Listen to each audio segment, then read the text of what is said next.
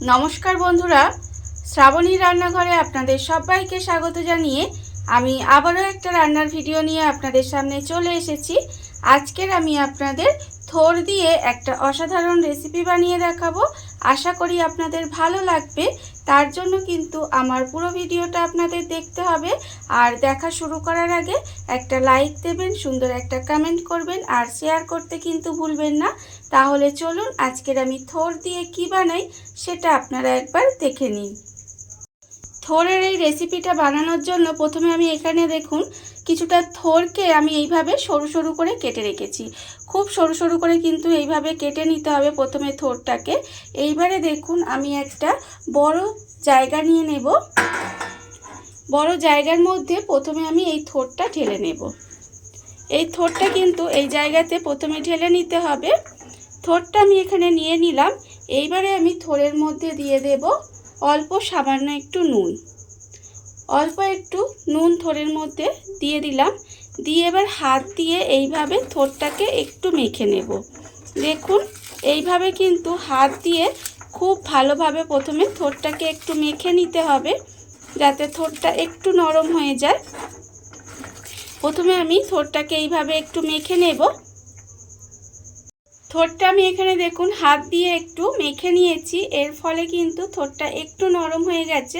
আমি কিন্তু খুব বেশি হাত দিয়ে চটকে চটকে মাখিনি, জাস্ট অল্প একটু থোড়টা মেখে নিলেই হবে।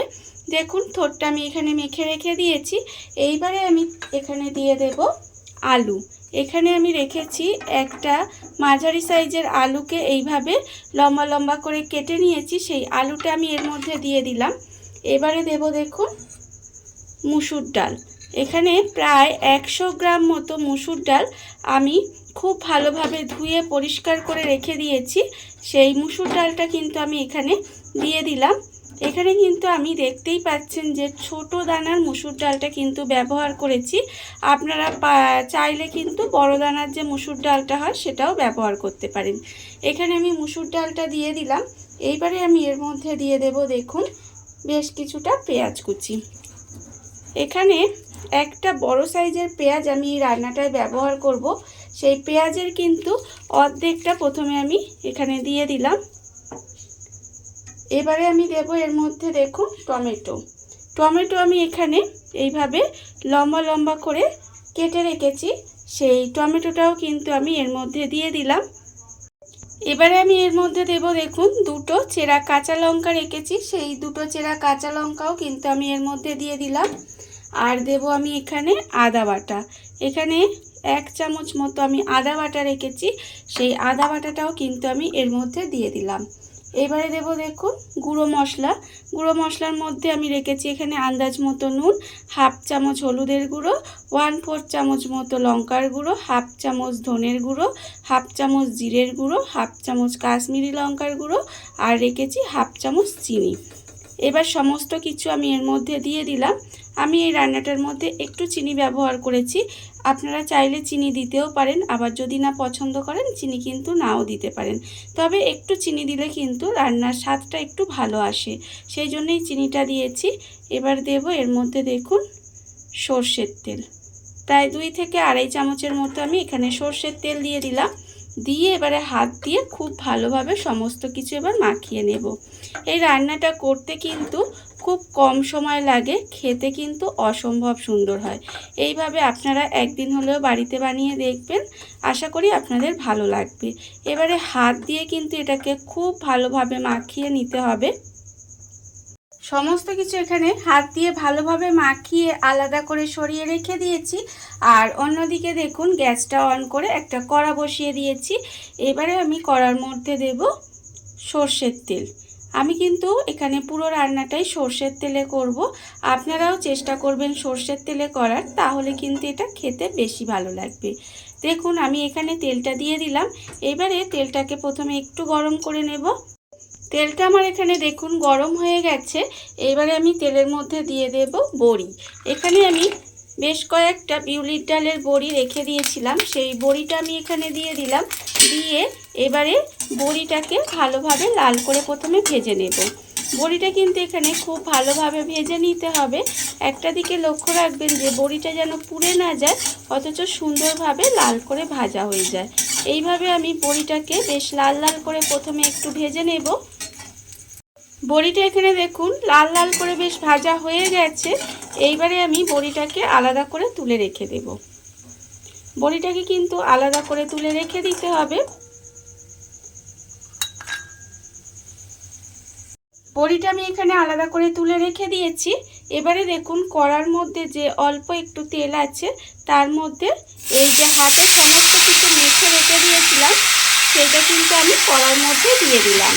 এবারে আমি এটা কিন্তু আর কোনো রকম নাড়াচাড়া করব না, এর মধ্যে দিয়ে দেব দেখুন যে জায়গাটায় আমি সমস্ত কিছু মেখে রেখেছিলাম সেই জায়গাটা ধুয়ে আমি এর মধ্যে বেশ কিছুটা জল দিয়ে দিলাম। জলটা দিয়ে এবারে সমস্ত কিছু খুব ভালোভাবে একটু এইভাবে মিশিয়ে নিতে হবে। মিশিয়ে নিয়ে গ্যাসটা লোতে দিয়ে এইভাবে বেশ কিছুক্ষণ রান্না করতে দিতে হবে, যাতে সমস্ত কিছু খুব ভালোভাবে সেদ্ধ হয়ে যায়। সেই জন্য আমি এইভাবে একটু রান্না করতে দেব। দেখুন রান্নাটা কিন্তু ভীষণ সহজ, আর করতেও কিন্তু খুব বেশি সময় লাগে না, খেতে কিন্তু ভীষণ ভালো লাগে। বিশেষ করে গরম ভাত দিয়ে খেতে তো খুবই ভালো লাগে। দেখুন এটা এবার এইভাবে আমাকে রান্না হতে দিতে হবে যতক্ষণ না পর্যন্ত সব কিছু বেশ ভালোভাবে সেদ্ধ হয়ে যায়। গ্যাসটা লোতে দিয়ে ঢাকা দিয়ে দেখুন এইভাবে কিন্তু আমি বেশ কিছুক্ষণ রান্না করে নিয়েছিলাম। এর ফলে দেখুন ডালটা তো একেবারে সেদ্ধ হয়ে গেছে, আর এখানে আলু আর যে থোড় রেখেছি সেটাও কিন্তু একদম খুব ভালোভাবে সেদ্ধ হয়ে গেছে। যখন দেখবেন সমস্ত কিছু খুব ভালোভাবে সেদ্ধ হয়ে গেছে তখন আমি এর মধ্যে দিয়ে দেব, এখানে আমি দেখুন যে ডালের বড়িটা আমি রেখে দিয়েছিলাম ভেজে, সেই ডালের বড়িটাও কিন্তু আমি এর মধ্যে দিয়ে দিলাম। ডালের বড়িটা দিয়ে এবার কিন্তু আবারও এটা বেশ কিছুক্ষণ এইভাবে রান্না হতে দেব। খুব বেশি সময় নয়, এই 5 থেকে 7 মিনিট মতো আবারও কিন্তু এটা খুব ভালোভাবে একটু রান্না করে নিতে হবে, যাতে বড়িটা একটু সেদ্ধ হয়ে যায়। বড়িটা দিয়ে আমি কিন্তু আবারও 5 মিনিট মতো এইভাবে একটু রান্না করে নিয়েছিলাম। দেখুন বড়িটা কিন্তু একটু নরম হয়ে গেছে। এইবারে আমি এটাকে আলাদা করে ঢেলে রেখে দেব। এটা কিন্তু আমি আলাদা করে একটু ঢেলে নেব। ডালটা দেখুন আমি কিন্তু আলাদা করে এখানে ঢেলে রেখে দিয়েছি, আর আবারও কিন্তু গ্যাসটা অন করে কড়া বসিয়ে দিয়েছি। এবারে আমি কড়াই আবারও প্রায় 2 চামচের মতো সর্ষের তেল দিয়ে দিলাম। তেলটা এবার একটু গরম হতে দেব। তেলটা আমার এখানে গরম হয়ে গেছে।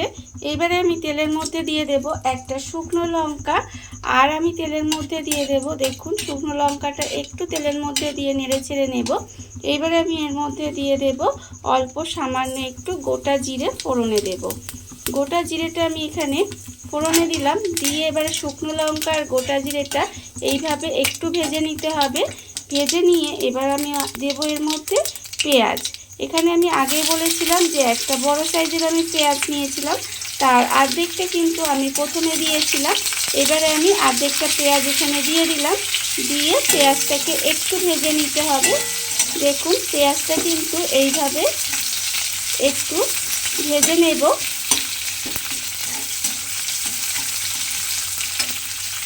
পেঁয়াজটা আমার এখানে দেখুন ভাজা হয়ে গেছে। যখন দেখবেন পেঁয়াজটা ভাজা হয়ে গেছে তখন আমি এর মধ্যে দিয়ে দেব 3 কোয়া রসুন। আমি এইভাবে সরু সরু করে একটু কেটে রেখেছিলাম, সেই রসুনটাও আমি এর মধ্যে দিয়ে দিলাম। দিয়ে রসুনটাকে কিন্তু একটু হালকা করে ভেজে নিতে হবে, যাতে রসুনের যে একটা কাঁচা গন্ধ থাকে সেটা চলে যায়। খুব বেশি সময় ধরে এটা ভাজার দরকার নেই। দেখুন এটা কিন্তু ভাজা হয়ে গেছে। এইবারে আমি এর মধ্যে দিয়ে দেব যে আমি এখানে ডালটা বানিয়ে রেখেছিলাম, সেই ডালটা কিন্তু আমি এখানে দিয়ে ঢেলে দেব। দেখুন এখানে কিন্তু দিয়ে দিলাম। দিয়ে এবার এটাকে খুব ভালোভাবে একটু মিশিয়ে নিতে হবে। এইভাবে খুব ভালোভাবে এটাকে মিশিয়ে নেব। মিশিয়ে নিয়ে আবারও কিন্তু প্রায় 5 থেকে 7 মিনিট মতো এইভাবে একটু রান্না করে নিতে হবে। খুব ভালোভাবে এটা একটু রান্না করে নিতে হবে। ডালটা দিয়ে দেখুন আমি কিন্তু আবারও এইভাবে 5 মিনিট মতো একটু রান্না করে নিয়েছিলাম। রান্নাটা কিন্তু আমার এখানে প্রায় হয়েই গেছে। আমি কিন্তু আর এর মধ্যে কোনো কিছুই দেব না। দেখুন এইবারে আমি কিন্তু এটা নামিয়ে নেব। আর এটা কিন্তু আপনারা গরম ভাত দিয়ে খেতে পারেন, আবার রুটি দিয়েও কিন্তু খেতে পারেন, তাতেও কিন্তু খেতে খুব ভালো লাগে। দেখুন ডাল কিন্তু আমার একেবারে রেডি হয়ে গেছে। এইবারে আমি এটা নামিয়ে পরিবেশন করে আপনাদের দেখাচ্ছি। দেখুন বন্ধুরা, বাড়িতে থাকা কত অল্প উপকরণে কত অল্প সময় কত সুন্দর একটা থোড়ের রেসিপি বা থোড় দিয়ে মুসুর ডাল যাই বলেন না কেন তৈরি হয়ে গেছে। আপনারা দেখতেই পেলেন। আর এটা কিন্তু খেতে ভীষণ ভীষণ সুন্দর হয়।